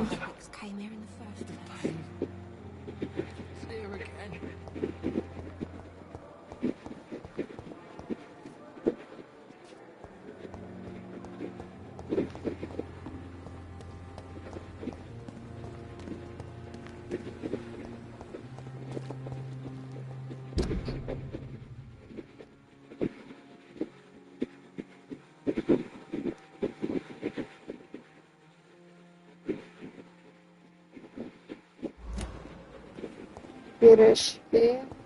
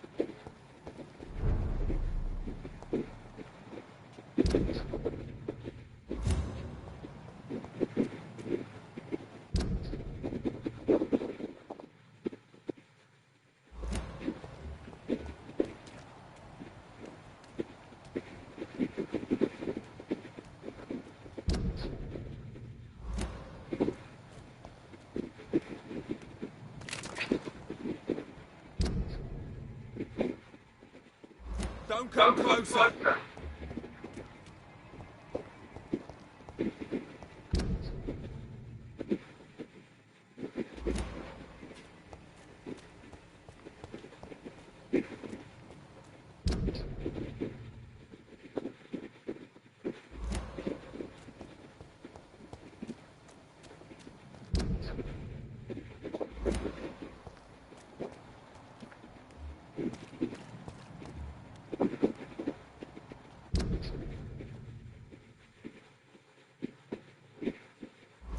Cara,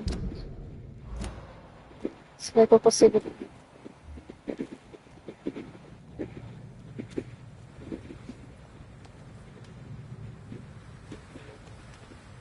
São quantos ali? Calma aí.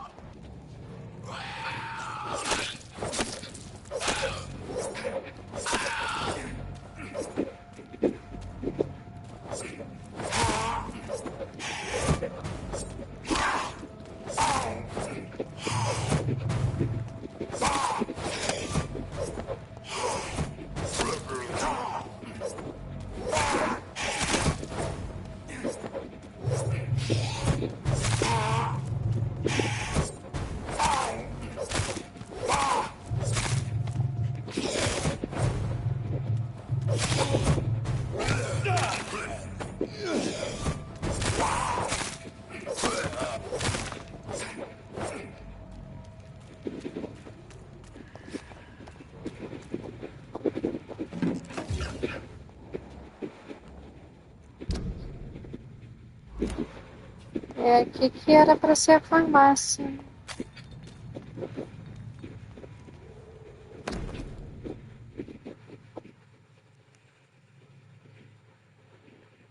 Opium is one of the main ingredients of Strickland's medication. Never a good move.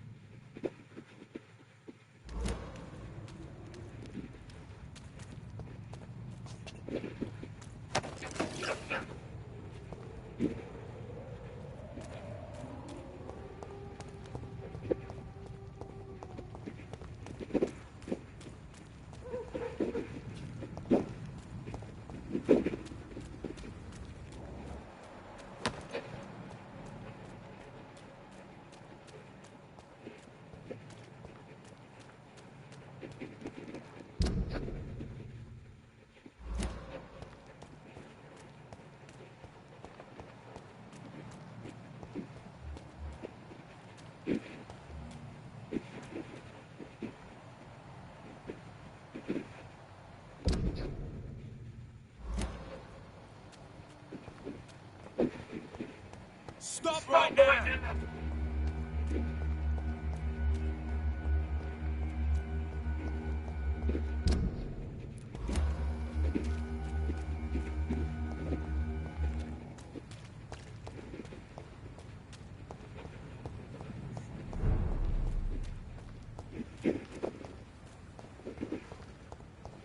Pronto.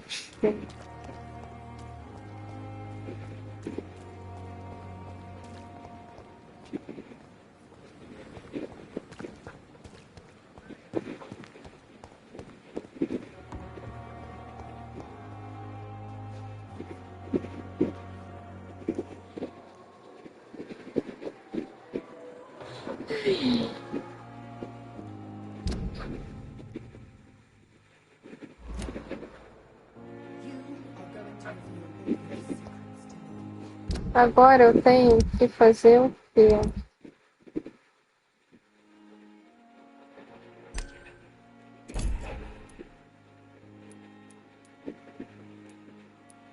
Esse aqui.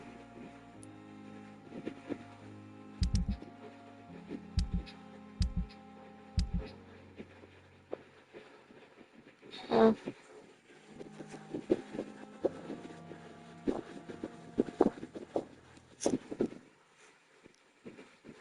Eu tô no nível 1 ainda de pensamento. Tá.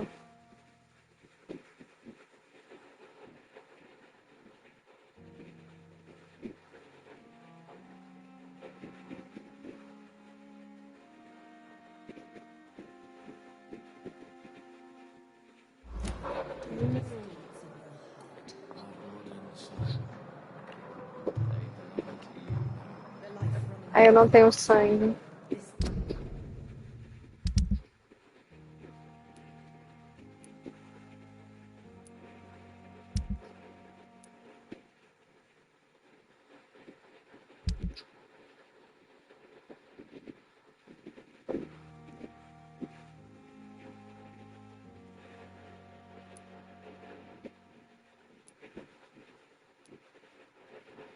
Esconderijo.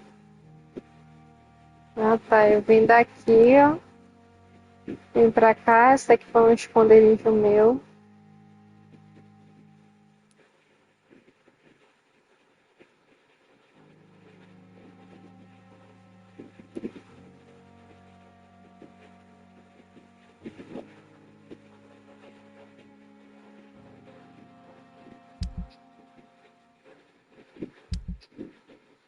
Inventário. Colecionáveis.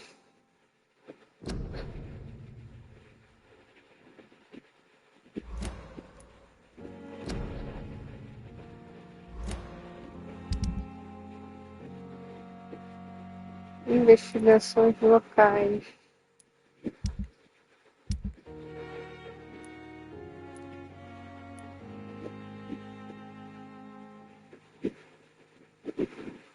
Strickland.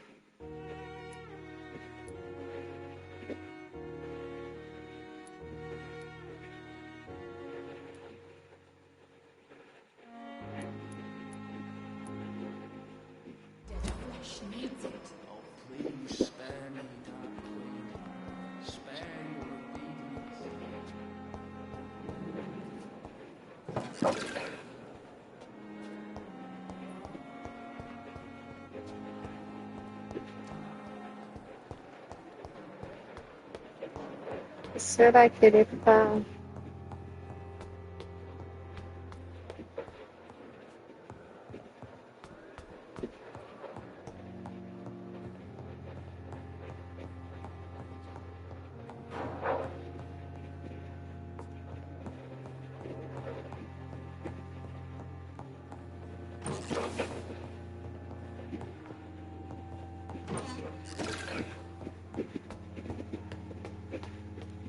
Tem nome de ninguém aqui. Tem?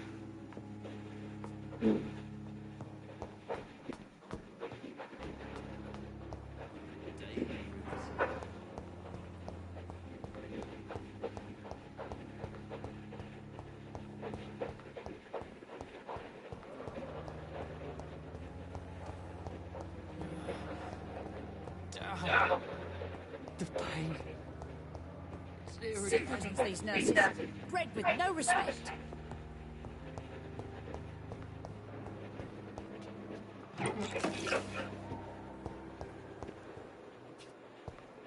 Fear and disgust on every street corner.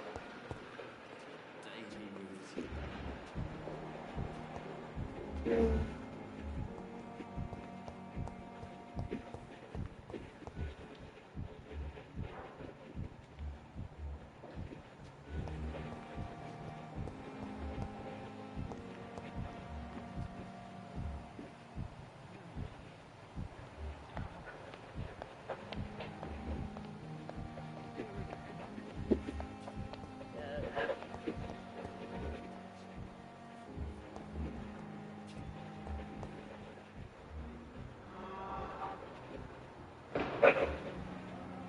Ali.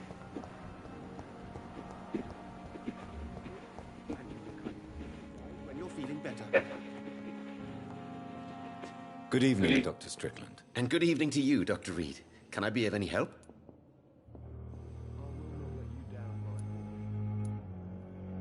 I located the shop, but it was vandalized, and the owner is missing. All I found was your order. I was afraid of such bad news. People are so desperate they're ready to burgle a shop for drugs. That's quite a list you ordered. Opium, sodium hypochlorite. It can't be just headaches you're trying to cure. This dreadful influenza, of course. I already ran some tests on hopeless cases. Without success, I must admit. Do you realize you could create a lethal poison without the correct dosage? Then there are the legal ramifications. Is this not true of any medical substance, Dr. Reed?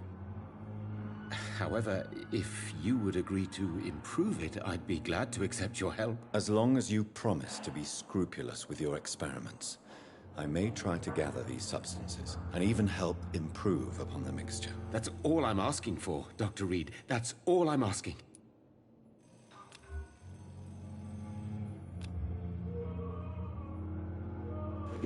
Não dá pra hipnotizar ele, não.